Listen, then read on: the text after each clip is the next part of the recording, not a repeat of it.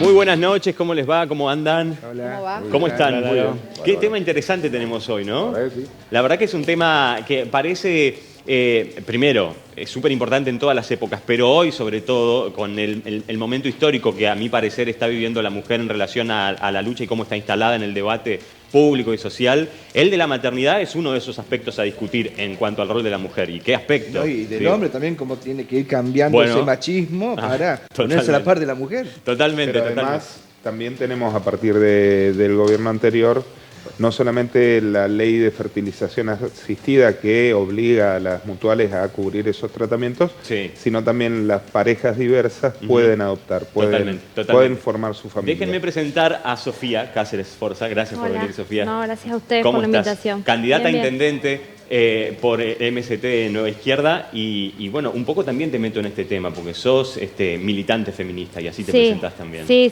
así es. Sí, es una discusión, creo que son varias discusiones. Primero, la maternidad como un mandato, es decir, sí, para ser mujeres plenas, como dicen algunos, tenemos que ser madres, y después qué tipo de maternidades. Por suerte, afortunadamente, incluso acá en Paraná hay como un movimiento de feministas, madres, que están pensando la maternidad y cómo maternar de otra manera, Sí. que no tenga que ver con las formas tradicionales impuestas. Sofía, ¿y digamos. crees que hay aspectos de la discusión, de las discusiones sobre la lucha feminista hoy, se han metido, por ejemplo, en las campañas electorales, que se decide a partir de eso el voto, las mujeres sobre todo? Y yo creo que sí, nosotros venimos también apuntando que el gran fenómeno que se dio el año pasado en relación a la votación por el aborto legal tiene que verse reflejado en las candidaturas. De hecho, fue algo que dijimos, todo el movimiento de mujeres y feministas acordó en no olvidar y en tener eso en cuenta, y creo que eso también se ha reflejado. Nuestro partido siempre tuvo una gran participación de las compañeras, Sí, de las mujeres. De es hecho, cierto. una de nuestras grandes referentes hace muchos años es Vilma Ripoll, es una mujer, digamos.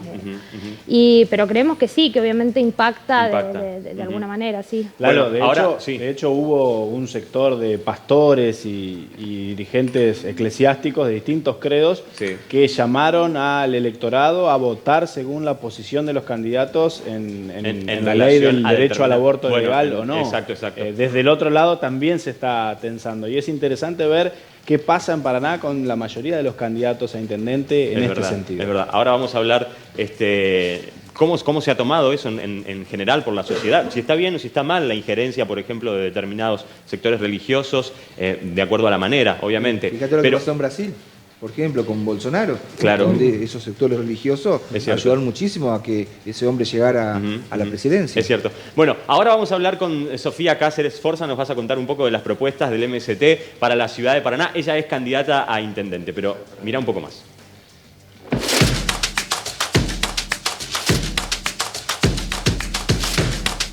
Sofía Cáceres Sforza, MST Nueva Izquierda, es uno de los partidos que participó en las pasos provinciales del 14 de abril y su candidata a intendente por la ciudad de Paraná competirá en las generales el próximo 9 de junio. Es politóloga y docente de la UNER. Tiene 28 años y milita en el partido hace 4. También integra el Sindicato de Trabajadores Docentes Universitarios. Fue presidenta del Centro de Estudiantes en su escuela secundaria. En la Facultad de Trabajo Social fue consejera directiva. Y hoy, desde la candidatura a intendente, dice que su primera medida sería convocar a una estatuyente para definir una carta orgánica municipal. Hoy, en El Ventilador, conocemos más sobre la candidata Sofía Cáceres Sforza y sus propuestas.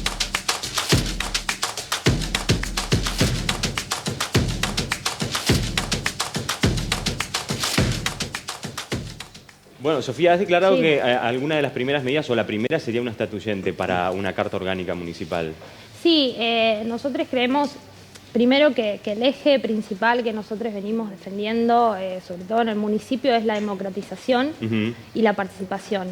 Y en ese sentido entendemos primero que la Carta Orgánica es una deuda que tiene el municipio, y a su vez que sería una gran estatuyente, sería una gran oportunidad para establecer ciertos criterios y cuestiones y que no dependan simplemente de la gestión o del intendente de turno, por ejemplo. Nosotros venimos planteando en ese sentido la participación, el presupuesto participativo, que los ciudadanos puedan decidir cómo se organiza y se destina el presupuesto. ¿Cómo se haría eso? ¿Cómo es la participación directa de un ciudadano sobre eso, por ejemplo? Y hay experiencias, por ejemplo, se organizan, hay distintas maneras, se pueden organizar por vecinales. Acá hubo en Paraná una experiencia que ahora, bueno, quedó olvidada, por eso decimos, depende siempre del beneplácito de quien está en la gestión, implementarlo o no, y por eso nosotros creemos que eso tiene que quedar establecido en una carta orgánica. A su vez, la revocabilidad de los mandatos. Nosotros venimos discutiendo, bueno, uno siempre escucha y dice, bueno, ganar las elecciones no es un cheque en blanco, ¿no? Sin embargo, eso no se ve reflejado en las formas en las cuales efectivamente los ciudadanos pueden hacer un contrapeso frente a las decisiones políticas. Es cierto. De hecho, ha pasado en la última gestión que la Asamblea Vecinalista, por ejemplo, ha tratado muchas veces, sobre todo con el tema transporte, de establecerse como una voz ciudadana y es sistemáticamente expulsada de los espacios de decisión. Sí. En ese sentido, nosotros creemos que tiene que estar establecida la revocabilidad de los mandatos y, a su vez, una de las cosas más importantes es bueno, un tope para los sueldos de los funcionarios y del intendente. Sofía, el tema del presupuesto participativo que se ha establecido en varias ciudades y que hay trayectoria en la Argentina e internacionalmente al respecto, la mayoría de las experiencias terminan debatiendo qué cantidad de fondos se asigna a eso. La ciudad de San Pablo, por ejemplo, en Brasil tuvo en los 90 un proceso muy largo donde llegó al 8% del total del presupuesto municipal, que era un montón de dinero, que era decidido mediante mecanismos participativos. En la ciudad de Rosario, que también fue gradualmente creciendo, con el socialismo se llegó creo que a un 4 o 5%. En la ciudad de Paraná eran monedas. Sí, eran sí, monedas. sí. ¿Ustedes tienen establecido algún porcentaje como un ideal a llegar? Sí, en realidad lo nuestro sería más que un presupuesto participativo, sería la idea de que haya, digamos, que los ciudadanos puedan participar efectivamente de las áreas de la municipalidad. Es decir, no simplemente destinar un porcentaje, ¿no? Para decir, bueno, acá pasó efectivamente, eran chirolas y las vecinales además tenían discusión. Y en vez de crecer, esta gestión los tiró abajo todavía. Perdón. No, Era poco, después fue El menos. recorrido del presupuesto participativo fue promulgado en 2002 en la gestión de Sergio Barisco, pero recién fue implementado en la gestión anterior. El primer año fue acotado, es cierto, pero el último año terminaron construyendo, que se ejecutó, 2015, terminaron ejecutando un ZUM, un centro de salud equipado con todo. Sí, el de los 33 orientales, todo bien, no, pero Sí, no varias dice él. cosas. A la Y vez. la gente votaba en la Digamos, obra. iba Estuvo bien eso. ampliándose el Sin duda, presupuesto a medida que se le iba interesante. agarrando la Una mano. buena lo que- experiencia fue la lo- gestión de a la lo que no- pero ¿cómo se- Claro, la a lo que participación? nosotros apuntamos es, por ejemplo, nosotros creemos que no puede haber, como viene pasando, una división tan tajante entre aquellos que deciden y los trabajadores, las mujeres, los ciudadanos, etc. Y nosotros pensamos, por ejemplo, cultura. Pensamos que, por ejemplo, los centros culturales que dependen de la municipalidad, primero recuperarlos, porque sabemos que, bueno, no sé, pienso en el Gloria Montoya, en los museos están completamente abandonados, pero pensamos que sean los propios hacedores de cultura quienes decidan cómo gestionar, qué proyectos hacer. Es decir, no Tipo un simplemente... consejo. Claro, que decidan las programaciones, que decidan cómo se organiza, es Es decir... una participación mucho más activa del Sí, ciudadano por que del- supuesto, pero Sí. es que, a ver, lo que nosotros venimos diciendo hace rato es, y lo pensamos a nivel provincial también, los gobiernos se manejan sin importar el color político, digamos, el Estado se maneja de una manera que es siempre beneficiando y tomando las decisiones un 1%, una minoría de la sociedad. A ver, digamos. ahora te voy a preguntar, Ana Hernández, gracias por estar. Gracias, a vos. Amiga y colega de Concepción del Uruguay. Me pregunto, ¿no? Cuando hablamos de esto, más de un ciudadano, primero, si crees que todos los ciudadanos, no sé qué pensás vos, Ana, están o estamos involucrados en ciertos aspectos como para poder sumarnos a tomar decisiones. Y por otro lado, ¿qué pensás de todos esos que te dirían, bueno, pero nosotros a ustedes los elegimos para que sean los representantes y tomen las decisiones? Bueno, yo te diría, Sí. y acá me sale la politóloga, que esa cuestión, ese hiato que hay entre el representado y el representante, por eso, la relación hablemoslo. entre representantes, digamos, no es, digo, uno nota cuando nosotros estamos en campaña, hablamos con los vecinos, notamos que hay, digamos, hay un descontento Sí. y una desconfianza en la casta política que tiene que ver con ese abismo que hay entre el representante y el pueblo, digamos, los trabajadores. Por eso nosotros entendemos que... ¿Eso hace a la no participación? ¿Qué es lo que digo? ¿O vos notás a la ciudadanía totalmente involucrada en los aspectos? No, yo creo que hay efectivamente una reacción y hay, digo, pienso por ejemplo, Macri, ¿no es cierto? Nosotros creemos que Macri podría haber implementado muchas más cosas que no la hizo gracias a la defensa y a la resistencia de los trabajadores, es decir, sin embargo pudo avanzar bastante, pero creemos que, digo, pienso en la reforma laboral que se había pensado de entrada. Sin embargo, sí hay obviamente un cansancio del privilegio, ¿no? Es decir, a nosotros nos pasa cuando vamos a algún lugar que no pueden creer que lleguemos en colectivo o que, no sé, que no estemos rodeados de 50 personas, ¿no? Porque, bueno, somos trabajadores, que no... Ahí... Vos notás que las estructuras grandes, políticas, más o menos se parecen muchísimo en esos vicios y que es muy difícil cambiar ese tipo de política. Sí, bueno, nosotros creemos que los partidos tradicionales no lo van a poder cambiar, digamos, por eso efectivamente nosotros creemos que para garantizar un gobierno de los trabajadores, de las mujeres, de la disidencia, de la juventud, y eso está expresado en nuestras listas y en cómo militamos y en las luchas en las cuales nos comprometemos, bueno, el espacio la alternativa es efectivamente el MST y la nueva izquierda. Y en relación a la participación, perdón que me quedó eso, también, por ejemplo, el problema del transporte. Eso te iba a preguntar, ¿no? Porque han estado antes de ayer y ayer candidatos, Graciela Braffa y lo tuvimos Armando Sánchez también, y todos han hablado del transporte, ¿no? Porque en verdad, además, en nuestro programa lo evidenciamos. Es un punto súper importante para la ciudadanía de Paraná. Lo tratamos mucho y lo evidenciamos. La gente lo padece. Con los mensajes. Es una cosa que se padece. Sí, yo lo padezco, ¿Vos lo padecés? Sí. Pero ¿cuál es la idea o la propuesta de ustedes? Bueno, nuestra propuesta es, primero, nosotros entendemos que el servicio, el transporte público es un derecho, poder movernos por nuestra ciudad sin tener que pagar fortunas, es un derecho, sobre todo en una ciudad como la nuestra que tiene sumamente centralizadas ciertas cuestiones.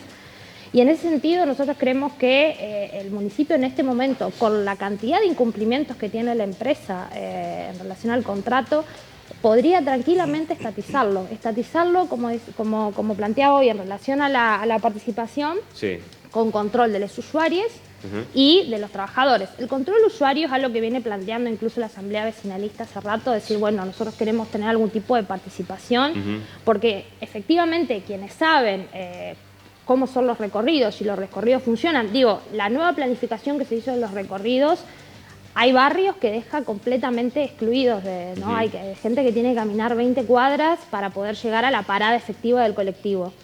Entonces, son los propios vecinos y los ciudadanos quienes saben si se cumplieron o no los horarios, la frecuencia, los recorridos, si esos son los recorridos que corresponden. Y en ese sentido, pensar una estatización con control de los usuarios y con control de los trabajadores de los colectivos es tranquilamente factible. Veo en muchas ideas y propuestas del MST, o en este caso para la Intendencia, mucha, al menos, intención de participación ciudadana en todo lo que se pueda. Es que, a ver, nosotros entendemos que Paraná tiene que ser un derecho de los paranaenses, ¿no? O sea, la ciudad tiene que ser un derecho, no puede ser... Pensar los espacios públicos cada vez son menos. Por ejemplo, el borde costero está completamente privatizado. Si uno no tiene plata para pagar una cuota en un club, no tiene acceso a la playa. El municipal vive inundado, es diminuto para la cantidad de gente. Entonces, tenemos que empezar lo que nosotros proponemos es pensar la ciudad como un derecho de los paranaenses y no de unos privilegiados, no de unos pocos que pueden pagar el club, que tienen, por ejemplo, lo que es el negocio inmobiliario es terrible. Entonces, nosotros efectivamente pensamos políticas para los trabajadores. El transporte, perdón, me quedé con eso. La cantidad de plata que el municipio, para subsidiar, para que los aumentos no se vayan por las nubes, digo, esa plata podría estar podría ser utilizada no para la ganancia y las ganancias de una empresa privada, sino para mejorar el servicio para todos y todas. Claro. Ustedes estuvieron recorriendo los barrios. Sí. ¿Sí? ¿Y qué reciben del vecino? Y esto que te digo, tenemos muy buen recibimiento porque además, como te digo, nos ven y ven que somos trabajadores, que somos jóvenes, que somos, digamos, no venimos escoltados. De hecho, no sé, la otra vez para las PASO me preguntaban cómo viví la campaña, y la verdad es que yo, digamos, no sé, yo no me manejo en un auto con chofer o ninguno, ni nadie a Burgos, digamos, y estamos en contacto siempre. Yo milito en un sindicato, o sea, y es esto que te digo, tenemos muy buen recibimiento, pero también hay como, bueno, un cansancio del privilegio de la casta política. Sofía, una pregunta. Sí. Me parece que cada uno de los paranaenses o adoptados en Paraná tenemos como una vivencia particular de la ciudad, con muchos malestares, con muchas quejas respecto de Paraná, enamorados de algunas otras cosas, digamos, se mezclan muchas identidades, el río, la administración pública, la posibilidad de crecer, que no funciona nada, que sí funciona, mira esto que funciona y que nadie se enteró. Tal cual. ¿Cómo ha sido tu relación con la ciudad como joven, como niña en la ciudad de Paraná?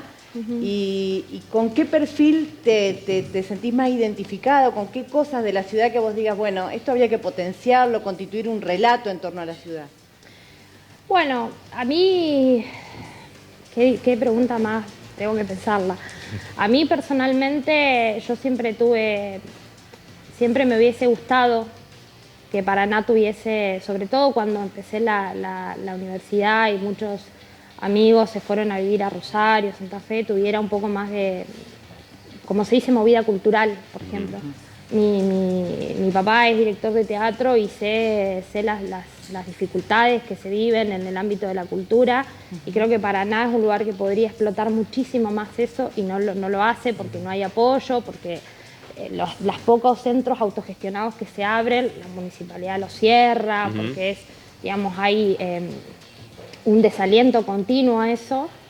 Eso, la verdad que yo me hubiese gustado que pudiese ser.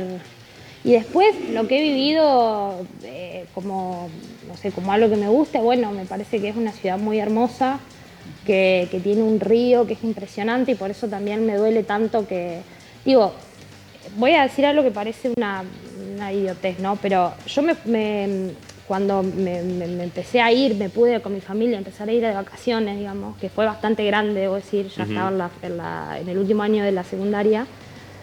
Yo cuando vi las playas públicas de, por ejemplo, Uruguay, para mí era una cosa completamente desconocida, o sea, que no hubiera un club al cual hubiese que pagar para ingresar al río, digamos, ¿no? Esa cosa de tener esa extensión que Paraná podría tenerla tranquilamente y no la tiene porque todo el borde costero está privatizado, o porque está vendido, o porque está concesionado, en completo incumplimiento.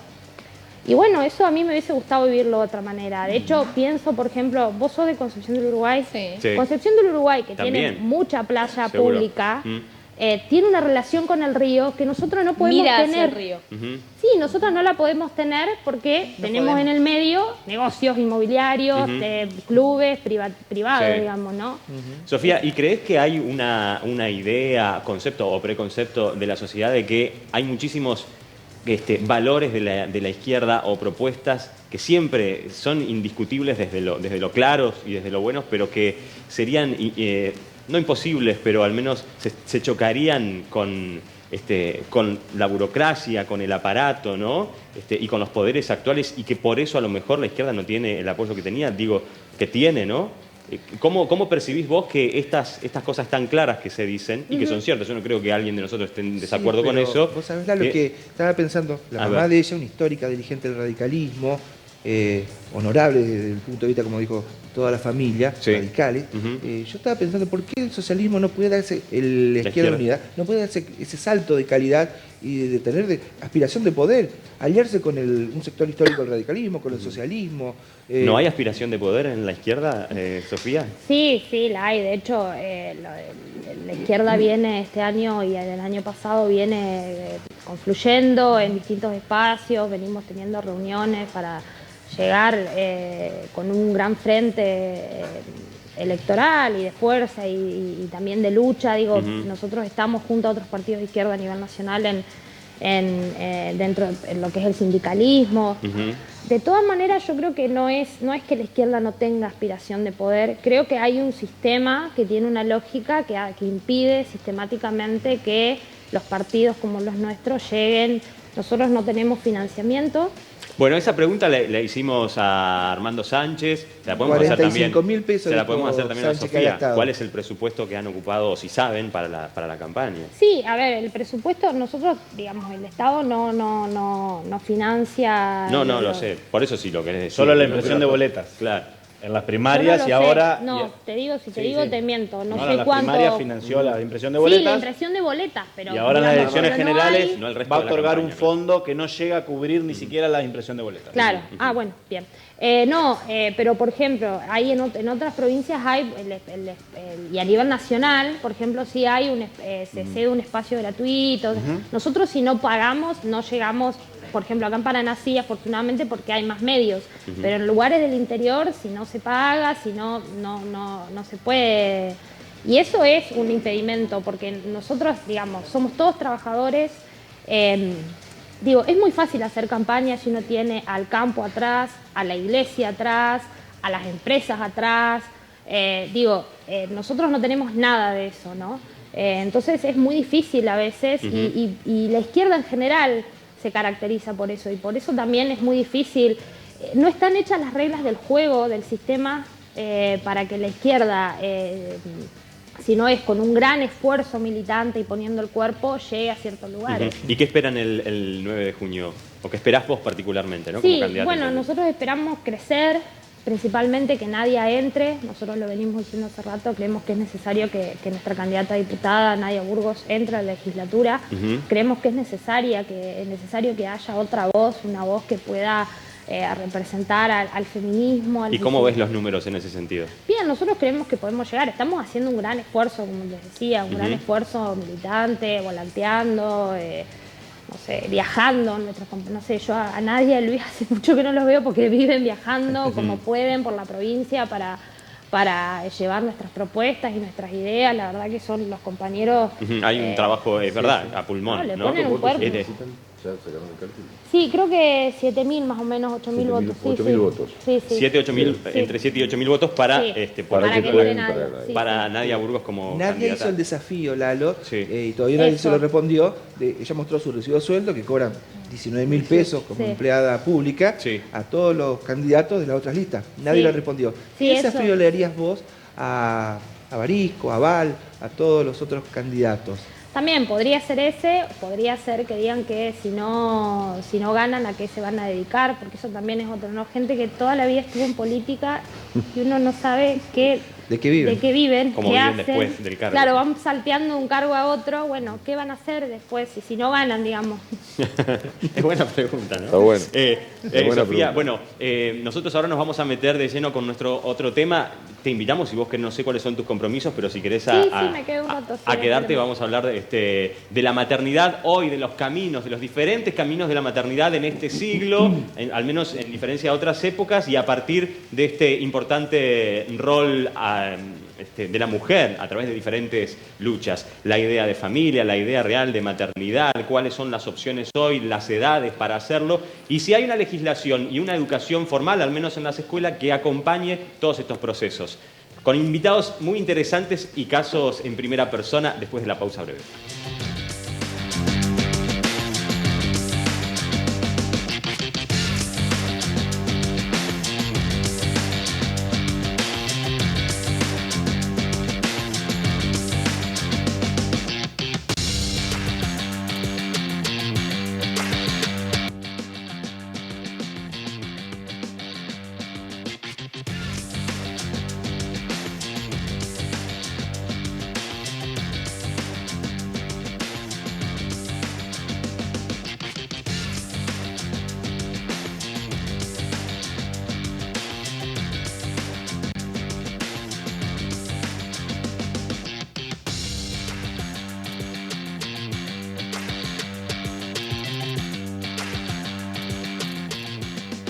Bueno, ya estamos de vuelta, tema súper interesante, recibimos a muchos invitados que ya vamos a empezar a presentar de a uno. Decíamos al principio del programa, la maternidad hoy, así está planteado el tema de este programa de día jueves, pero es hablar de las diferentes vías de la maternidad y además cómo se ha reconfigurado la idea de ser madre, o padre también, por supuesto, pero sobre todo de ser madre a partir de la lucha de de estas últimas décadas, sobre todo del lugar de la mujer, ¿no?, en la sociedad. Hay muchos aspectos. Para algunos, las edades a los que se es madre hoy en relación a épocas anteriores, para otros también lo económico, ¿no?, y cómo han cambiado los parámetros de seguridad, llamémosle económica, han modificado eso también, y muchos aspectos más. Pero también hay legislación que debería acompañar a esto, y educación también, ¿no?, para mitigar tal vez algunos prejuicios. ¿Cuáles son, en todo caso, y cómo lo sufren esos padres que eligen diferentes vías? Hay una encuesta, claro, a veces se elige y a veces no, es cierto, pero hay una encuesta que dice que hay solo un 10% de todos los casos de padres, ¿no?, y de madres que se dan una pareja convencional, que decide en el momento serlo, toma la decisión y lo es. No es tan así, no es tan fácil. Y sin embargo, programar un poco también las cosas. Sí, pero digo, pero más no allá siempre de la sale. No, por eso. Exacto, más allá O de la la legislación no siempre te lo permite, Claro. porque hoy una mujer no está pudiendo elegir no ser madre. No está pudiendo elegir no ser madre. No ser madre. ¿No? No. ¿Vos pensás lo mismo, Luz? Y no, en eso estamos. Es que es así. La maternidad será deseada o no será, es como una consigna de estos tiempos. Y hay a la vez historias de maternidades tan deseadas que son absolutamente conmovedoras. Claro. Entonces, realmente será deseado o no será, y eso hoy no es posible en la Argentina. Sí, Es ha cierto. cambiado un poco también el concepto de la familia en la sociedad. Bueno. Antes las familias estaban compuestas por 6, 7 hijos, 8, 10, Sí. una cosa increíble. Sí, sí, Tal vez sí, no sí. había televisión, no sé, pero bueno, ahora es 1 o 2 chicos como máximo. Gisela Romero, gracias por estar, ¿eh? Hola, muchas gracias por invitarme. Colega y además sos mamá de Antonia. Soy mamá de Antonia, ¿Hace cuánto? hace 9 años. 9 años Y ya. entro dentro de la categoría de la que hablaba un poco Luz y la que hablaba Ana también, Sí. porque mi maternidad fue muy buscada, pero hoy puedo decir que también muy deseada. Yo soy una mujer infértil, supe que iba a ser que soy infértil a los 16 años. ¿A los 16 a los Sí, y así que durante toda mi vida en realidad el discurso era, no me gustan mucho los chicos, no voy a tener hijos, todo el discurso que por ahí después, claro, Ajá. y bueno, y en un momento acepté, obviamente con mucha terapia, que tenía más que ver con este diagnóstico de infertilidad, y bueno, muchos años después ya en pareja tuvimos que recurrir a un montón de técnicas de fertilización hasta que llegó Antonio. Hasta que llegó. Bueno, la fertilización es una de ellas y ahora vamos a hablarla, tenemos a Gisela acá. Pero mirá, a través de este informe un poco de lo que vamos a hablar y estate atento con tu número de WhatsApp porque las opiniones de ustedes, madres y padres del otro lado, son muy importantes en el programa de hoy para nosotros. Este es el informe.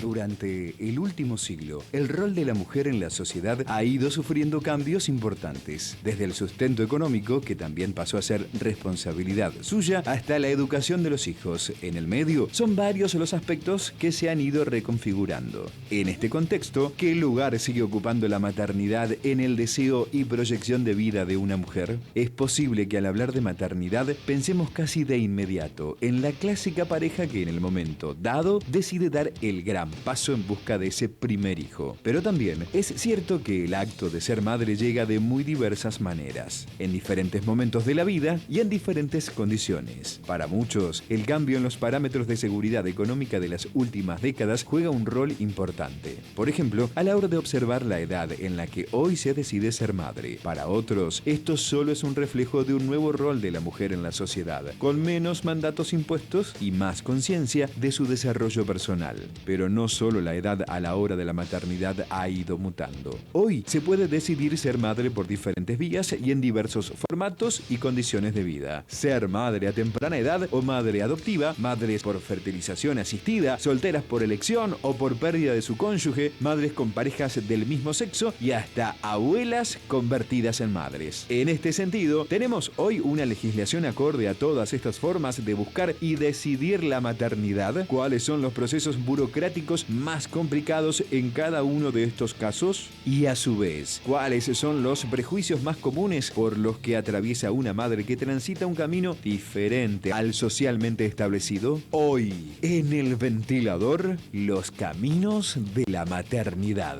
Mismo amor, diferentes desafíos.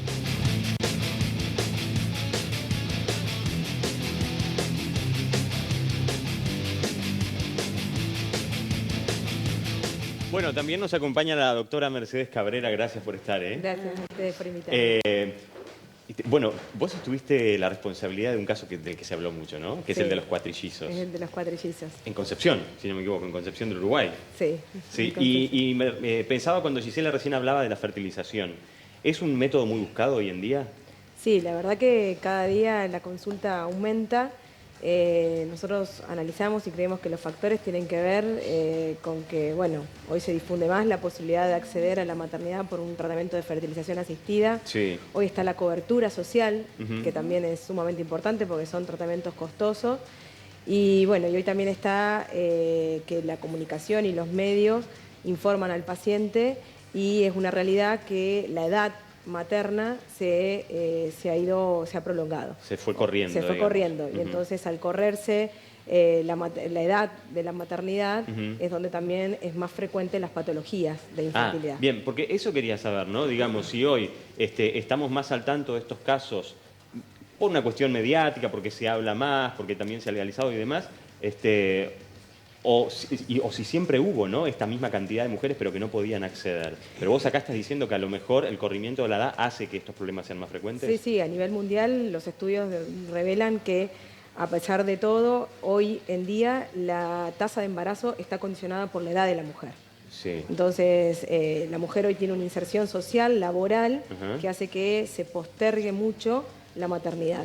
Por eso es que hoy es una patología mucho más frecuente, sumada a otros factores sociales y ambientales que llevan a una pérdida de la calidad biológica de los óvulos y de los espermatozoides.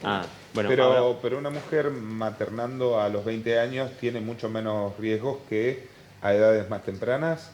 A edades más tardías. No, tardías. No, pero digo, tengo entendido que maternar muy joven en la adolescencia o en la infancia es más peligroso que a partir de los 18 o 20 años. Totalmente, los dos extremos, tanto en los adolescencia o superando los 40 años, es donde aparecen la mayor riesgos, no solo de la imposibilidad de gestar, sino también de la dificultad que es llevar adelante el embarazo. Y ahora vamos a hablar del corrimiento de la edad, porque es otro de los aspectos de este debate que queremos también dar. Bueno, cuando no se puede la opción biológica, también está la opción adoptiva, ¿no? Que es la que más conocemos. Daniel Vitase, gracias por estar. No, gracias a vos por invitarnos y a todos ustedes por estar acá. Y bueno, está también Anaí, tu mujer, que la tenemos en la tribuna, y a Carolina Caíno, que ya las vamos a presentar también. Padre adoptivo, ¿cuántos hijos tenés hoy? Tres.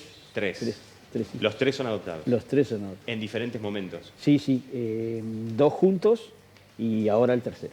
¿Dos juntos? ¿Y esos dos juntos ya eran hermanitos? Sí, ya eran hermanitos. ¿Ahora el tercero hace cuánto? 6 meses. 6 meses. ¿Cómo fue el proceso de adopción? Hay muchas opiniones respecto de esto, ¿no? No sé con cuánto conocimiento o no, pero respecto de la burocracia. Sí, mirá, generalmente es el tema de apertura que por ahí nos toca charlar, ¿no? Siempre el tema de la burocracia. Yo creo que eso depende mucho de la edad de los chicos. Sí. Creo que eso hay que tenerlo en cuenta y es lo fundamental. Por ejemplo, en nuestro caso, siempre fueron de edad, digamos, más grande, digamos, no el bebé. Sí. Entonces facilita mucho la parte administrativa. ¿Se puede saber de qué edad a qué edad ustedes? Sí, nosotros los dos primeros de 7 y 9, y ahora que es Laureano y Leo, y ahora Jonathan a los 12 años. 12 años.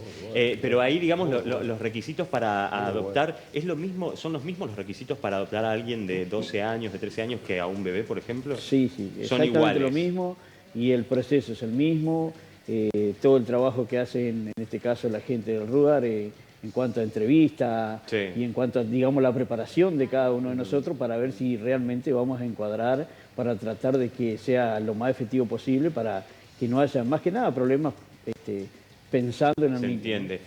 ¿Tenían miedos antes de la adopción, de la decisión de adoptar? Y miedo que por ahí más que nada es la aceptación de ellos, ¿no? Uno dispone todo lo que tiene porque está en eso y quiere eso. Totalmente. ¿no? Pero bueno, creo que por ahí sí existe algún pequeño, digamos, puntos y... Sí, me imagino. Bueno, y además es natural también. Es absolutamente, admirable, la verdad, una cosa absolutamente espectacular. Y hablábamos de esto con él, digamos, hace un rato. Sí, Gonzalo el buscar, gracias. Gonzalo, digamos, la preocupación, ya tuvimos un programa de esto, de hablar justamente y dar visibilidad a un montón de niños que son no bebés, son más grandes. Sí, totalmente. Digamos, sí, lo charlamos. Realmente trabajar en ese sentido, en esa visión, chicos que tienen 7, 8, 9, 10, 11, 12 Totalmente, lo tratamos en el programa. Hace unos días salió la noticia en los medios nacionales que Santa Fe logró romper una tendencia a nivel nacional y ahora en los 2 últimos años con campañas de concientización y cambios en el sistema, la provincia quebró la estadística nacional. La mayoría de los niños adoptados en la provincia de Santa Fe tienen más de 8 años. Eso es un logro, me imagino, ¿no, Gonzalo? Sí, es toda una apuesta desde los registros. Nosotros en particular, sin comparación con Santa Fe, desde la creación del registro se vienen dando 462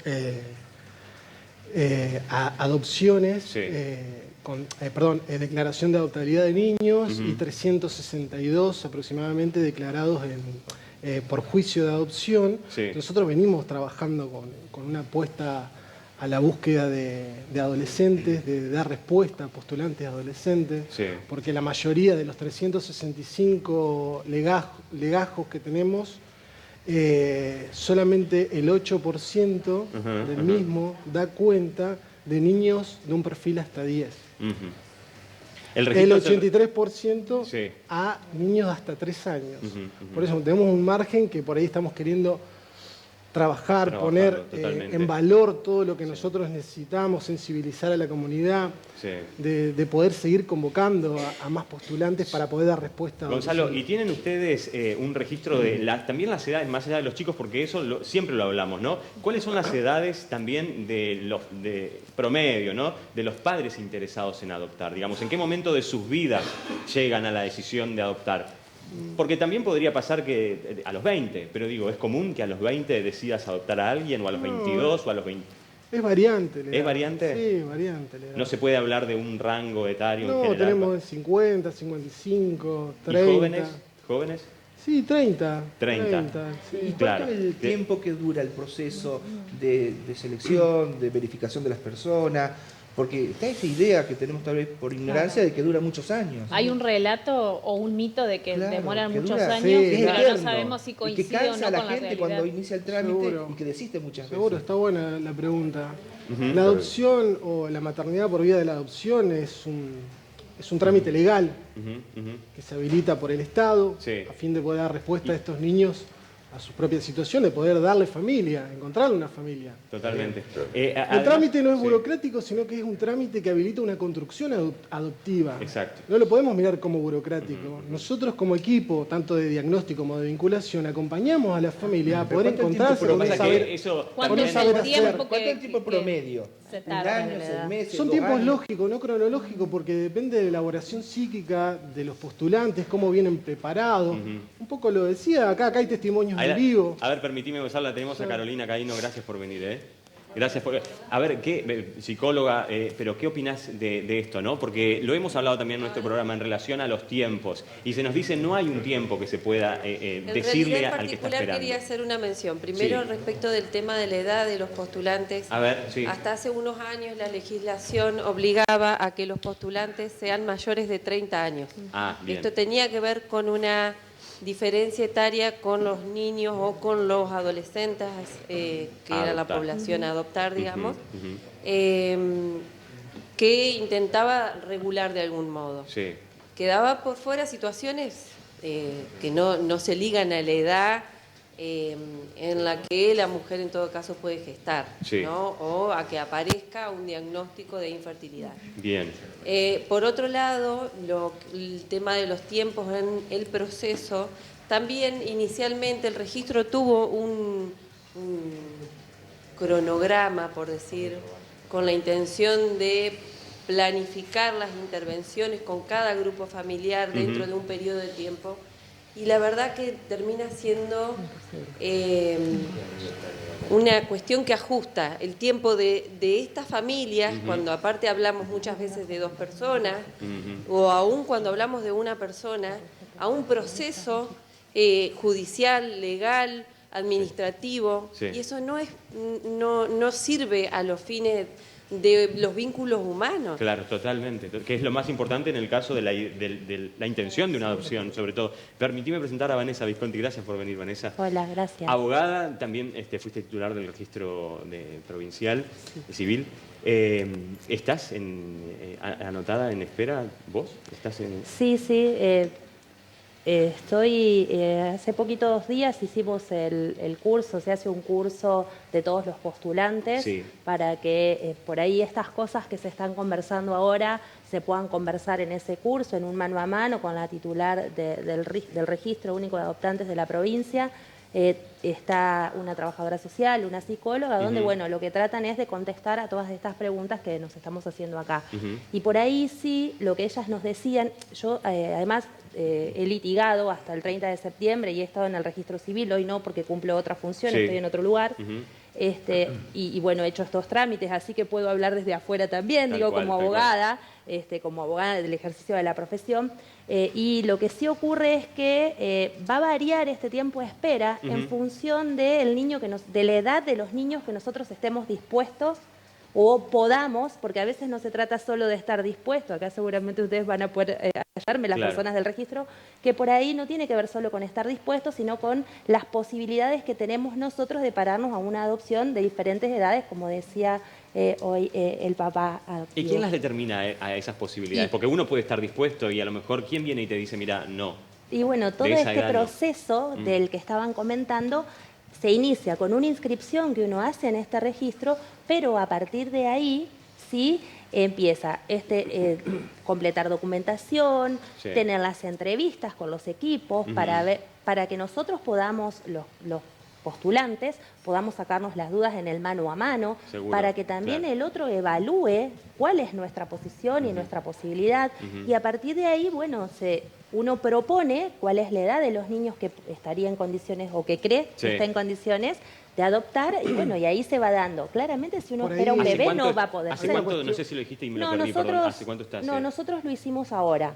Lo hicimos ahora, reciente, porque mientras yo estuve en el registro, la verdad es que si bien no tiene nada que ver, pero... Te tocaban casos de cerca, seguramente. Mucho seguro. A ver, por ahí quería aclarar, ¿no? Pensamos en los postulantes, pero también tenemos que pensar en los niños, ¿no? En qué condiciones se encuentran subjetivamente para ser integrados a una familia, en qué condiciones para poder encontrarse con la dimensión de lo filial, en ese lugar de hijo, en ese lugar de reconocimiento, en ese lugar donde, bueno, el registro de la provincia solamente hoy cuenta con 119 chicos en situación o declarados, ¿no?, en adoptabilidad. Ellos requieren una preparación, todo eso se dispone a partir de las medidas de protección excepcional, que va trabajando desde el fortalecimiento familiar, el organismo administrativo, el organismo de protección.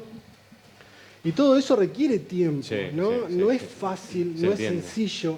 Es importante que podamos debatir, sensibilizar a la comunidad. Pero yo creo que es importante aclararlo, porque es verdad que también está instalado, digamos. Porque no todos los chicos que están en las instituciones están en condiciones de ser adoptados. Se entiende. ¿Por qué? Si podemos hacer una cuenta, los números son fríos, pero pueden estar transitando dentro de las 35 instituciones de las residencias socioeducativas que tiene el Estado. Y debe haber cerca de 400 chicos, pero no en condiciones de adoptabilidad. No en condiciones, claro. El tema de la adopción es un tema apasionante y muy importante, ¿no? Ahora vamos a volver con eso, pero por supuesto, dentro de la decisión de ser padres hay muchas otras opciones también. Cuando, doctora, en su experiencia, cuando alguien llega, por ejemplo, para fertilización asistida, ¿tiene conocimiento de si en realidad ya pasó antes por la idea de la adopción y los tiempos hace que no quiera seguir esperando y entonces recurre a esto? Digo, ¿qué relación hay, por ejemplo, entre el que decide la fertilización asistida y el paso por la idea de la adopción? O al revés. Se dan las dos situaciones. Las dos situaciones. Las dos situaciones. Muchas veces las pacientes, cuando han fracasado los tratamientos de reproducción, terminan recurriendo a la adopción. Y otros pacientes cuando, digamos, porque el problema también surge en la posibilidad de utilizar gametas propias o la posibilidad de adoptar gametas. ¿Sí? Hoy en día en Argentina hay más de 20.000 embriones vitrificados. El 6 de abril entró la ley para empezar a hacer lo que se llama la embrioadopción. que es ¿Cómo? un tema... A ver, para explicarlo sencillo, para que lo entendamos. Porque es impresionante el número igual, más allá de que por ahí no tengamos especificación de qué es. Exacto, porque la idea es limitar cada vez más la cantidad de embriones que se vitrifican. Sí. Porque son embriones en donde quedan... Vitrificar es congelar. bien. Congelar. Nosotros tenemos, por la legislación, que la idea es nunca descartar embriones. Entonces, cada vez ajustamos más la cantidad de embriones que formamos. Bien. Habitualmente lo que se intenta hoy en día es formar los embriones y transferirlos. Como fue el caso excepcional que pasó, que se formaron 2 embriones de una edad temprana muy biológica y por eso se transfirieron. Sí. Después ocurrió lo que ocurrió, que es una cuestión biológica aparte. Lo de los cuatrillizos. Lo de los cuatrillizos, que fueron 2 embriones, 2 se formaron y se transfirieron esos 2 embriones. Lo que se busca justamente es no tener embriones guardados si la pareja no tiene aspiración de tener un segundo embarazo o un segundo intento. O sea, pero no así lograr todo, un banco de embriones. Que exacto, eso hoy en no día exista, digamos. no, exacto, esa es la idea. Pero ¿no hoy en está día legislado eso, me parece, doctora? ¿Cómo? ¿Perdón? ¿Eso está legislado? No, eso está por legislarse. Claro. Porque hoy hay más de 20.000 embriones que las parejas no han vuelto a buscar y entonces la idea es ver qué se puede hacer con estos embriones y una de las posibilidades es la adopción de embriones. Es decir, ahí hay un problema, empieza a haber el problema ético y donde empieza la línea otra vez a pensar y a pensarnos a nosotras las mujeres como que somos entonces y también corre la línea con la IVE, porque entonces esos embriones sí tienen derecho a estar congelados, pero una mujer no tiene derecho a decidir a no estar embarazada antes de los 3 meses. No hay un marco que todavía aclare. No, pero es cierto. Empieza la ética a jugar. De hecho, a ver, no he visto pensándolo de otra manera, movilizaciones esos embriones pueden llegar a ser descartados.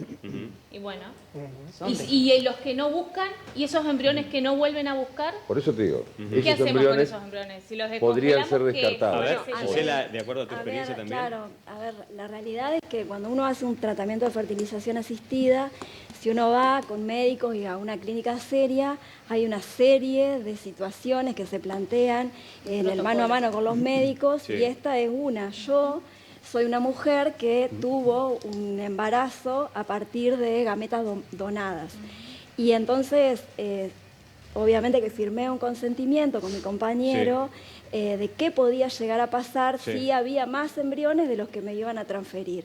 Y una de las posibilidades, todavía no había ley de fertilización, porque yo fui mamá en el 2010, la ley es del 2013, y bueno, nosotros en ese momento la opción que tomamos de lo que hay y de lo que había, porque ahora hay algunas otras alternativas, fue aceptar la donación de óvulos y que si en el caso de que hubiese óvulos y hubiese en todo caso embriones que no se iban a transferir, como efectivamente pasó, había diferentes alternativas, donarlos para investigación, donarlos para otra persona. Claro. Y en realidad en nuestro caso lo que hubo fueron 2 embriones, a mí me transfirieron un embrión, uno estaba en mal estado y entonces, bueno, en ese momento también esto es muy dinámico, uno lo dice así. Y también hay que saber que... También tenemos que tener en cuenta que son procesos muy largos, muy extensos. ¿Qué es lo que dice Gisela? Están pasando por ese momento un montón de parejas que sorprende la cantidad y que son procesos muy costosos. Todos decimos las obras sociales los cubren, pero la verdad es que solo lo cubren algunas prepagas y cubren la parte del ICSI o de lo que es la fertilización en sí, pero no los estudios complementarios. ¿Cómo fue en tu caso con la obra social? Nosotros, justamente cuando nosotros tuvimos que empezar a hacer los tratamientos de alta complejidad, que son los más caros, como no había ley, lo que hicimos en ese momento fue hacer un amparo judicial y entonces a partir de ese amparo la justicia falló que la obra social cubriera el 70% del tratamiento y el otro 30% nosotros lo pagáramos con un crédito asistencial, que fue lo que hicimos. Y el fallo era muy bueno porque lo ¿Cuánto que tiempo decía... llevó el fallo, perdón? No, bueno, por eso, el fallo lo que decía era que era indefinida la cantidad de tratamientos que iba a poder hacer yo con mi pareja en este caso. Lalo, pero no pasaba esto en la mayoría de los casos y había un fallo que era el que nosotros aspirábamos, uno en Buenos Aires, que, bueno, cubría el 100% del tratamiento. Pero hoy estamos hablando de tratamientos que son muy costosos. Hoy en día yo estuve averiguando, tengo varios amigos que están pasando por este momento y un procedimiento de este tipo sale entre 150.000 y 170.000 pesos. La obra social provincial, por ejemplo, el IOSPER, cubre el 50% en algunos casos. Entonces, muchos eligen una prepaga, pagar 7.000, 8.000 pesos por mes para poder acceder a la fertilización y pagar los estudios extras. Un estudio de la calidad, digamos, de un embrión genético vale 60.000, 70.000 pesos. Congelar, números, hablamos de números muy altos. Congelar y descongelar un embrión, eso está tasado en dólares. Hoy en día en una clínica privada vale $1.000. Bien, a ver, Perdón, la obra social de la provincia está dando la cobertura del 100% del tratamiento, ¿está? IOSPER. El problema es cuando el paciente no lo hace en la provincia. Si el paciente no lo hace en la provincia, afuera, es otra cosa. Este caso que yo decía lo hacían en Rosario. Exacto, paga la diferencia porque está como tercerizado. ¿Estamos? Eso es una cosa que quería aclarar porque para dejar claro a los pacientes. Y por otra, hay lo que se llama el PMO, el Plan Médico Obligatorio. Cuando se reglamenta la ley de fertilidad, se reglamenta la fertilización asistida sola. Por eso es que todos los estudios, aparte, como por ejemplo la biopsia embrionaria, que es lo que vos te estás haciendo referencia, que es cuando está formado el embrión, sacar un cierto número de células y analizarlas desde el punto de vista genético, eso no está dentro de lo que se llama el plan médico obligatorio, y entonces eso sí está evaluado en dólares, está entre $1.500 y $2.000 la biopsia de es bueno hablar de los números concretos y de cómo es. Perdón, porque quiero hacer una preguntita antes que nos vayamos de acá, Daniel, porque estamos hablando, hicimos referencia recién al momento en que se decide hacer padre adoptante. ¿Cómo es? ¿Ustedes antes buscaron alguna otra posibilidad o tuvieron en claro desde el principio que querían adoptar? Sí, la verdad que no hicimos ningún tratamiento, nada, directamente decidimos adoptar. Directamente, eso lo supieron siempre. ¿Y no estuvo ni siquiera hablado como posibilidad entre ustedes lo de un tratamiento? Fue una decisión de ambos. Fue de ambos. Directamente sin... Fue concordado, fue en acuerdo entre los dos. Y ustedes fundaron una agrupación, ¿verdad? Sí, nosotros formamos parte de lo que es Familia Entrerriana Junta por la Adopción, que también a nivel nacional es Ser Familia por Adopción. Digamos, son las entidades como referentes, donde nosotros hacemos encuentros de apoyatura, digamos, para toda la ¿Cómo los pueden encontrar? Para toda la gente que está del otro lado escuchando, es muy importante, todo lo que sea grupos de contención, de información, que nos autorreferencien es importante. ¿Cómo los pueden encontrar? Contactar. A través de la página. A ver, Anaí, porque veo que la estás mirando, Daniel. Hola, Anaí, ¿cómo te va? Hola, buenas noches. Es tu mujer, sos la madre de los niños. ¿Cómo se pueden contactar con la asociación? A través de Facebook, Familias Entrerrianas Juntas por la Adopción. Sí. Ahí nos encuentran, piden la solicitud de amistad y bueno, ahí vamos subiendo todo tipo de información sobre adopción y sobre nuestras reuniones también. Bien. Una pregunta ignorante que soy. Al hacerse todo ese trámite, que por supuesto es admirable lo que hacen ustedes, ¿la identidad del chico se cambia, no se cambia? El apellido, perdón por la ignorancia. Sí. Una vez adoptado. Claro. Una vez que digamos se hace, transcurre el tiempo necesario, digamos, en toda la parte, digamos, legal. Se hace el juicio de adopción y previo a la escucha del niño. Lógico. Que si el niño quiere mantener su apellido, puede agregar... Bien. Eso no es... Puedo aclararlo, bien. No, y también está bueno decir esto. El proceso de adopción es un proceso judicial. Está la adopción, el Código Civil y Comercial de la Nación la legisla y dice cómo va a ser esa adopción. ¿Sí? Si va a ser plena o no va a ser plena, si va a haber cambio de apellido o no va a haber cambio de apellido. Y es importante aclarar que el nombre de pila se mantiene.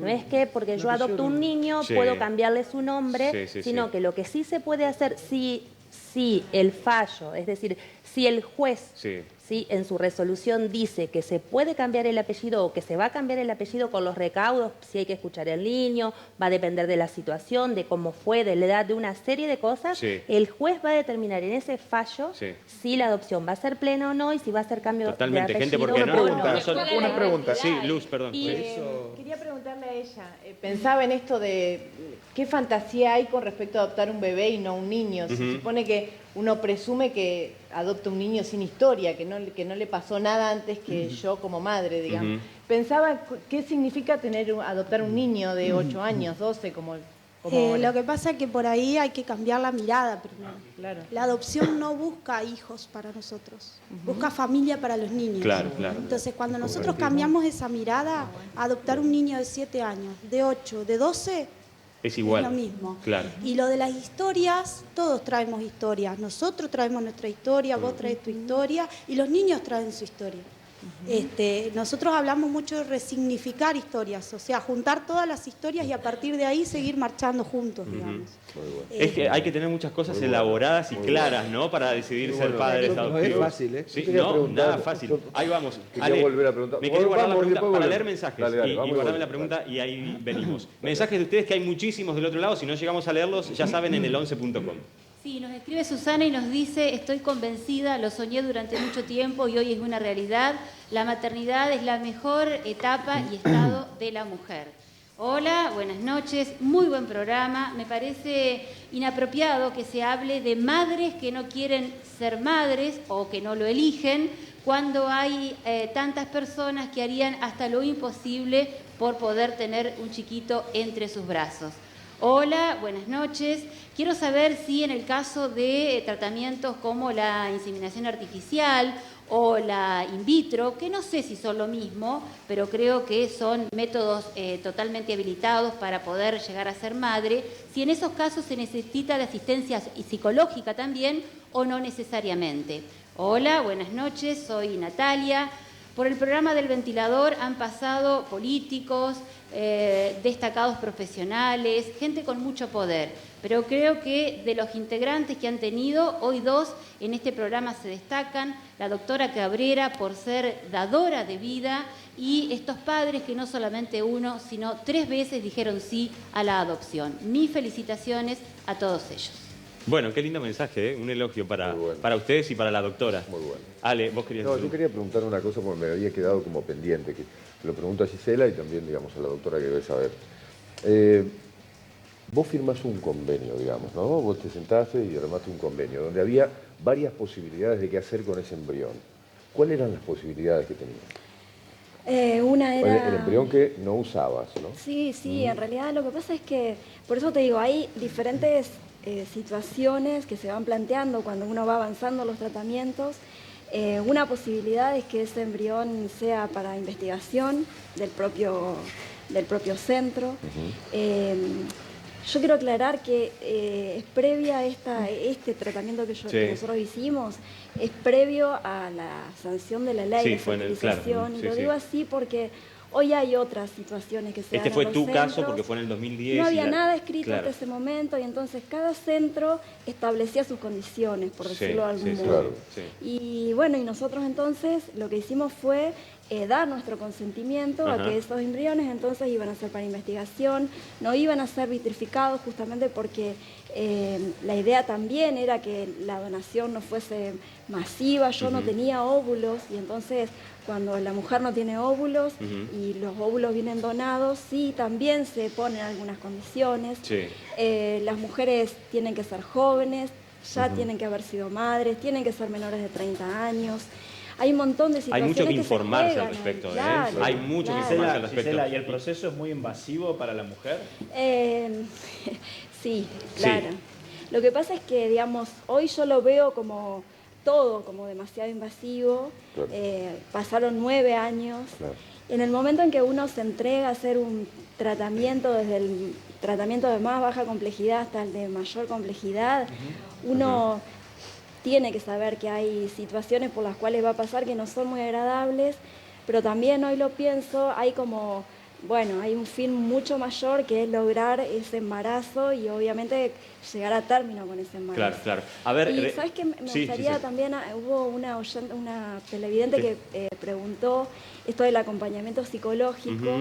Eso creo que es muy bueno que pase, porque por ahí uno se siente bastante solo y además por ahí se siente muy solo y por ahí hay mucha gente que lo rodea opinando y incluso sin que uno lo pregunte. ¿Y hoy qué dice la ley respecto de ese tema, digo, del acompañamiento psicológico cuando uno decide?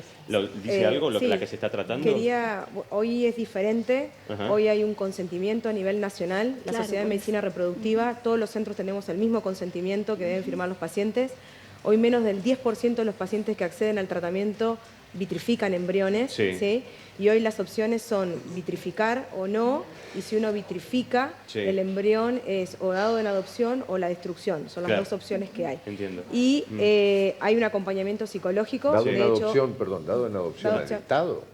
¿Cómo? Al banco. Dado en adopción, dado en adopción a otro paciente. A otro paciente. A otro paciente. A otro paciente. A otro paciente que quiera... Ahora vamos cuando arrancamos el programa, la doctora Cabrera también puso en contexto un poco la cuestión de la edad en relación a, bueno, al corrimiento de la edad, dijimos, ¿no? En relación a muchos factores, ya vamos a ver cuáles son, pero todo esto también a partir de la discusión del verdadero rol de la mujer, de las luchas que todavía tienen que seguir dando, de los lugares que tienen que seguir ocupando, la maternidad se metió en esta discusión también, y cuánto es una construcción social. El corrimiento tiene que ver también con la lucha femenina, digamos, o feminista, porque no es de ahora, esta es la cuarta oleada, pero digamos, en realidad en la historia de la mujer, a la mujer nunca nadie le regaló nada, todo tuvo que ganárselo en medio de lucha, desde votar hasta que figure en la Constitución, porque en la Constitución figuraba el nombre de hombres y nosotras no Totalmente. existíamos. Bueno, parte de eso está en este informe que les queremos compartir ahora para también debatir esto. Una televidente decía, no estoy de acuerdo que se diga o que se dé el mensaje de que una mujer sin ser madre es mujer igual o demás. Digo, ¿cuál es Luz ya está opinando con la cara. Ya vas a tener tu momento. Es muy raro. Es muy raro. Es muy raro. Vos imagínate, es muy raro. Vos siempre tenés que elegir que sí. Claro, bueno, pero no importa. Además, en todo momento de tu vida. Porque hay 18, o hay 14, deseos de primera y deseos de segunda, porque sí tiene valor el deseo de sí serlo, pero no tiene valor el otro. Hay casos que además queremos después de este informe también evaluar con ustedes, de alquiler de vientres, subrogación, que se le llama, qué dice la legislación acá, y algunos otros. Un caso que se conoció de Córdoba. En la parte de crítica, eso que está ahí en medio con una zona gris, de que hablan de situaciones realmente graves, de que quiere hijos rubios, bueno, características. Claro, pero ya vamos a ver qué dice en ese sentido la legislación. Mirá el informe, ahora debatimos.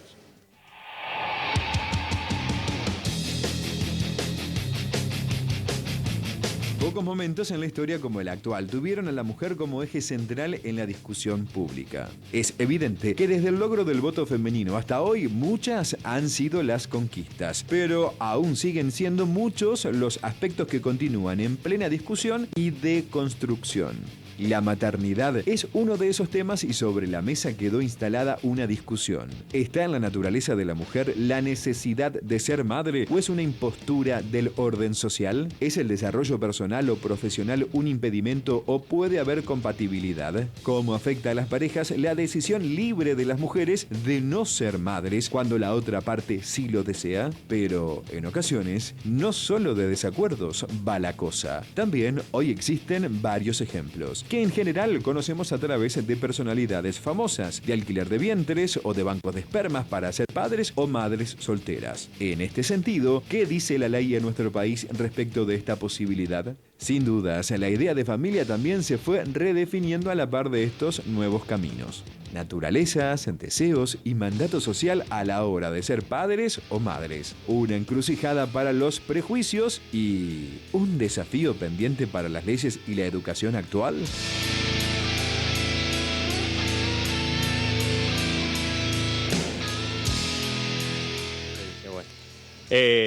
A ver, es un tema complejo. Encima, estaba pensando en los hombres que no se completan si no son padres, porque pasa, ahí hay hombres a los que les pasa efectivamente y que, y rompieron una pareja siendo muy grandes y que capaz que no soy padre. A ver, porque vamos por el lado del padre, es cierto, porque siempre lo planteamos por el lado de la madre, ¿no? Acá tenemos a Daniel. Daniel, ¿cuál es su experiencia, digamos, en relación al deseo de ser papá? Sí, yo creo que por ahí puede ser que pasen esas cosas. En forma personal... Era un deseo. Sí, era un deseo. Fue un acompañamiento. Y fue un acompañamiento también, porque, o sea, vuelvo a reiterarte por ahí, esto fue todo, en los casos, muy charlado, digamos, de compartir esta idea, ¿no? Sí, sí. No, ninguno de los dos como que prevaleció decir, no, yo quiero... Y el otro tuvo que acompañar porque fue muy consensuado. En este caso estuvieron de acuerdo. Sí, fue muy consensuado. Perdón que lo ponga en este aprieto, ¿no? Pero vamos, ya que tenemos una pareja acá. ¿Qué le hubiese pasado a usted si usted hubiese tenido el deseo y por ejemplo, y su mujer no? Y sí, hubiera sido un problema difícil, no sé, la verdad. Bueno, no me pasó. Sé que es suponer, ¿no? Pero gracias que no me pasó, ¿no?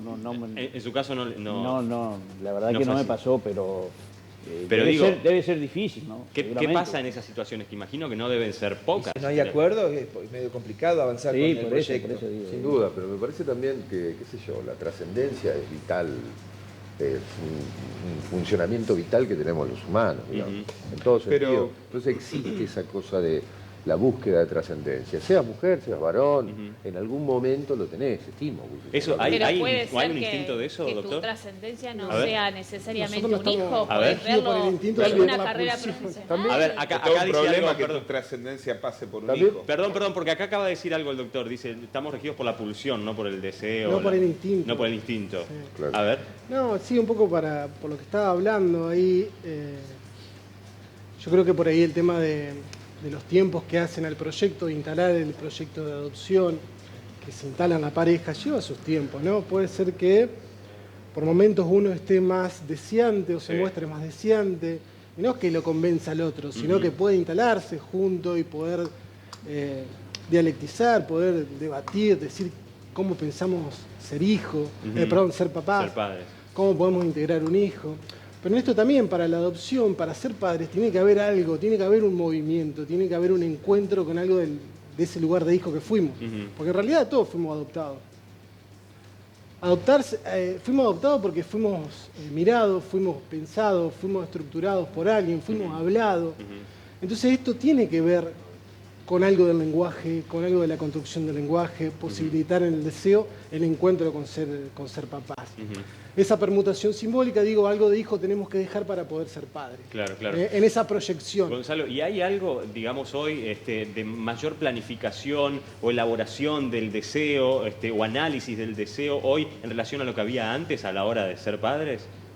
Porque quiero meterme en el lado del corrimiento de la edad, digo, ¿no? ¿En qué va? Hoy hay una mayor elaboración o análisis de si realmente deseo, si ahora sí, si ahora no. El deseo está cargado de historia, tiene que ver con la historización. En relación a cómo era antes, digo, ¿no? Porque evidente, si vamos a los registros, a épocas anteriores. Una pregunta, ya que estamos ahí. ¿Hay acá en Entre Ríos casos de parejas diversas que han adoptado? ¿Cómo diversas? Parejas homosexuales. Igualitarias. Exacto, igualitarias. Sí, dando respuestas superadoras a la integración o a la afiliación adoptiva. En Victoria hemos tenido, no sé si no recuerdo algún otro más, Caro. A ver, Carolina. Victoria. Sí, hay varios casos ya en la historia del registro, hay. Por eso también creo que un trabajo donde son familias igualitarias las que dan respuesta. A ver, me interesa un poco volver a esto del corrimiento de la edad, porque yo no lo tenía pensado así, pero cuando la doctora lo plantea, habla de la cantidad de casos de fertilización asistida y algunos otros problemas tienen necesariamente que ver con... Entonces ahí me parece, las mujeres también se deben enfrentar, supongo yo, díganlo ustedes, ¿no? A una encrucijada. A ver, Ana. Yo lo que estuve leyendo es que hay como dos ejes.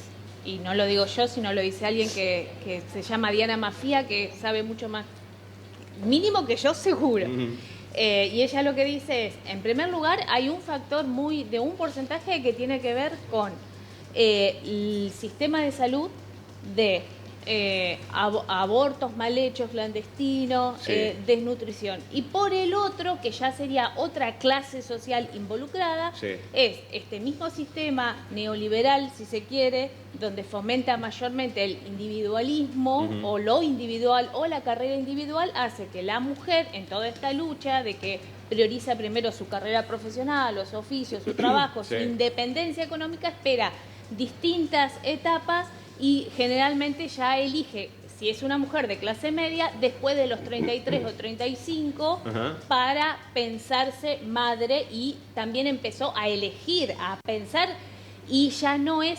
obligación, ya no es sine qua non que porque es un cuerpo y es mujer Debe sine qua non que debe ser madre. Ay, porque en relación a esto Anaí quiere decir algo. Sí, con respecto a la edad, cuando llegaron los dos mayores de 7 y 9 años, yo tenía 25 años.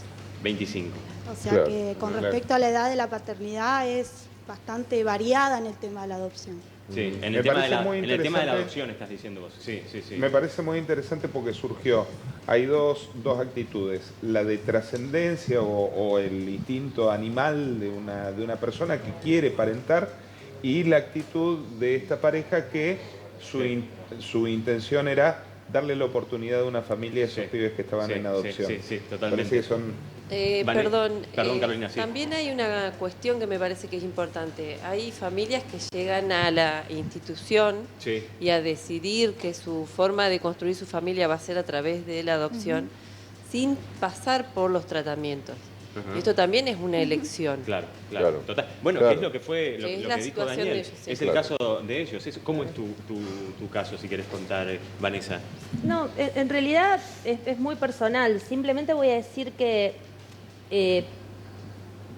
lo que ocurre es, por ahí como decías vos, que no tiene que ver con la edad, no tiene que ver con la necesidad de ser madre, como se cree por ahí. Tiene que ver con los procesos personales, cada persona es única, somos únicos y como ese ser único que somos, lo vivimos de distinta manera.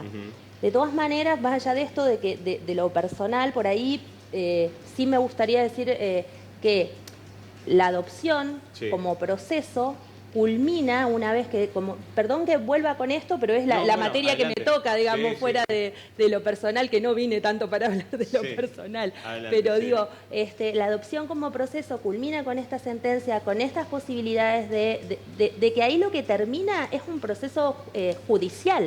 Pero todo esto que están contando, que tiene que ver con el vínculo, que esto es muy importante que decías vos, de que no hay un derecho a adoptar, sino un derecho a ser adoptado, de que lo de las edades que tiene que ver que el niño, que hay un montón de niños que están, si bien están en instituciones, no están en situación de adoptabilidad, que la situación de adoptabilidad se da luego de que se da todo trabajo con equipos técnicos, donde interviene el COMNAF, donde recién después de todo eso se determina si el niño o niña está en condiciones, situación de adoptabilidad. Sí, se entiende. Y la doctora había hablado también que quedó por desarrollar de los 3 tipos de filiación que hay, ¿no? Claro, porque como para que ella hoy hacía la apreciación y está claro de que nosotros le decimos adoptar un embrión y por ahí se confunde, se utiliza el mismo término pero no es lo mismo. Hoy desde la modificación de la ley con la incorporación de la ley de fertilización hay 3 formas de filiación.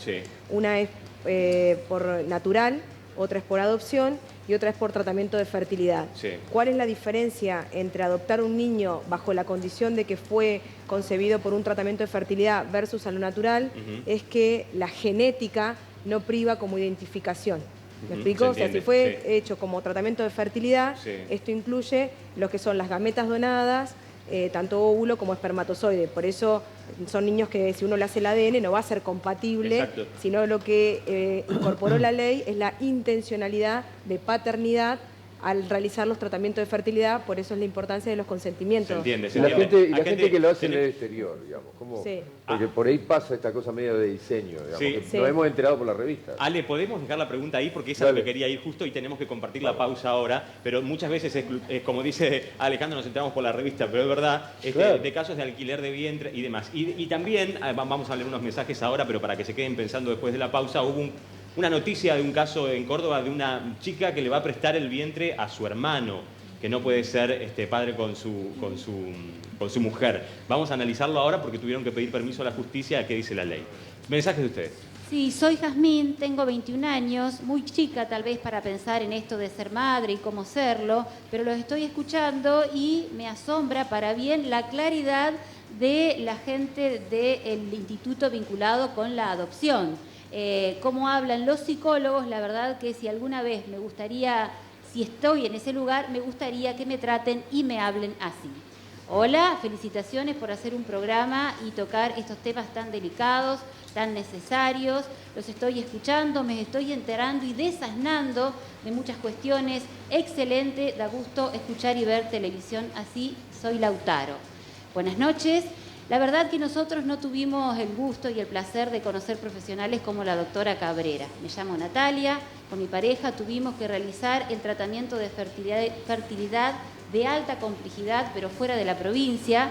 Vivimos en Paraná, pero aquí recorrimos durante 5 años distintos lugares y nos trataron con un diagnóstico erróneo. Así nunca íbamos a poder ser papás. Hola, tengo una consulta para la doctora Cabrera. ¿Existe en riesgo de una fertilización asistida a una mujer de 42 años con óvulos propios? Para que no quede dejar esperando a la televidente, ¿lo podemos responder ahora? Sí, no. Riesgo en cuanto a realizar el tratamiento, no. No. El riesgo está por la posibilidad genética. A partir de los 40 años, todas las mujeres, ya sea con un tratamiento de reproducción o en forma natural, asumimos un riesgo genético por la calidad biológica de los óvulos. De los óvulos. Por eso la ley puso como límite con óvulos propios. No es un riesgo para la vida de la mujer. No, es por la posibilidad, la trascendencia de que puede haber un niño con un compromiso genético. Bien. Gente, vamos a hacer una breve pausa. Cuando volvamos vamos a hablar de los alquileres de vientre.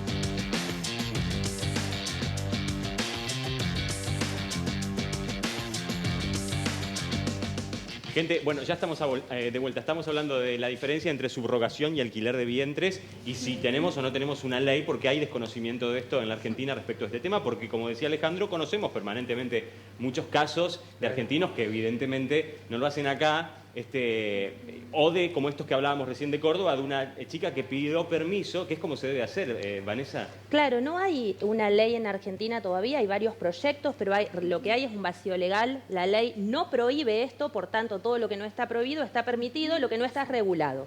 Al no estar regulado, la única forma es pedir una autorización previa ante la justicia y llevar adelante ese tratamiento. Claro. Hay que diferenciar la subrogación del alquiler, porque el alquiler supone un pago de un canon, porque claramente es un contrato de alquiler. Y la subrogación es lo que se está autorizando, o este caso de Córdoba, que no sería el primero. Claro, claro. Por ejemplo, ¿cuáles son, en qué casos se autoriza normalmente, ¿no? ¿Cuáles son esos casos? Eso va a depender siempre de cada caso en particular. Lo que se busca es que no se genere un comercio con esto. Bien. Porque ¿cuál es el riesgo que se corre?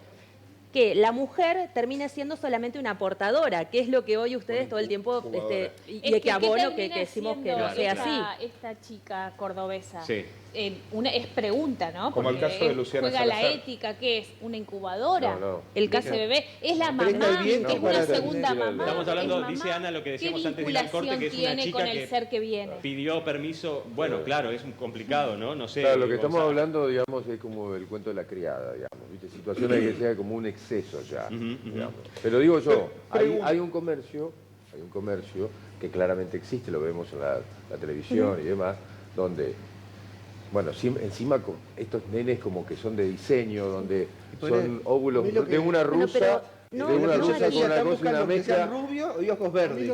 Pero no es la generalidad esa. Me llama mucho la atención. No, pero lo vemos. Claro. Cómo el discurso Gonzalo, médico. tenemos segundos, chicos. Me llama mucho la atención cómo el discurso médico se ha apoderado de los cuerpos.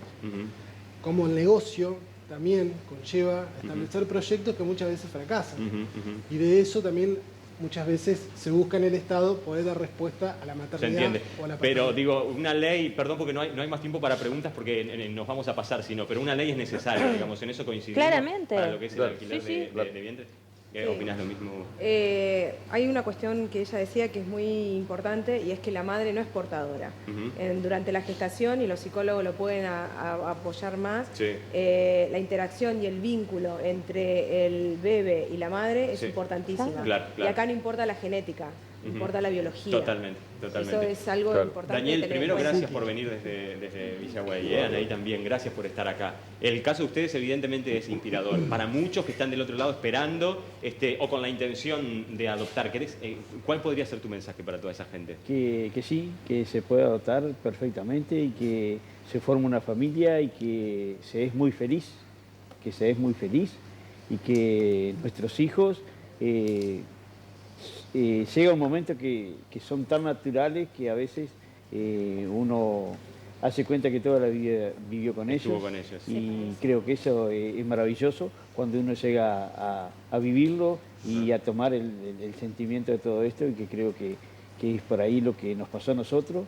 Y bueno, hoy por hoy también agradecerte la posibilidad de poder expresar esto para que el resto de las familias, de las personas que ya sea que están inscritas o que tienen intenciones, que no tengan miedo y que se puede y que se es muy feliz. Y qué buen mensaje, qué lindo mensaje. Muy y el lindo. Proceso y la espera vale la pena. Muy sí, bueno. Totalmente. Qué bueno. Bueno, muy lindo. ¿Se quedaron con la abuela los tres? ¿Los tres niños? Bueno, un saludo para la abuela entonces, que está ahí haciendo el aguante también. Anaí, gracias por venir, también. Muchas gracias. Gracias por estar. Y Gisela, gracias también por venir y contar tu caso. Bueno, gracias. Y a mí sí me gustaría decir también que los padres que nos convertimos en padres a través de los tratamientos de fertilización asistida, sea cual sea, también nuestros hijos no son propiedad nuestra y tienen derecho a conocer de dónde vienen y tienen derecho a saber de su propia identidad. Totalmente. Y eso también hay que trabajar. Totalmente. Todos lindos mensajes para cerrar este programa. Gracias a todos por venir. Gracias. Vanessa, doctora también. Ana, gracias por estar una vez más. Y Gonzalo, gracias por venir. Vamos a volver a tocar este tema. Las aristas de esto son muchísimas, no las podemos abarcar en un programa, es evidente, pero se celebra del otro lado y los mensajes así lo reflejan, de que sea un tema de que se hable en televisión. Eso es lo que queremos hacer y por supuesto lo vamos a volver a tocar. Esperamos volver a invitarlos también y contar con ustedes. Gracias, nos vemos la semana que viene a Mais Sandy Hombres en Urquiza 1062 por el luz de todos los días y a M Peluquerías en Misiones 15. Nos vemos el martes a las 21:30. Muchas gracias.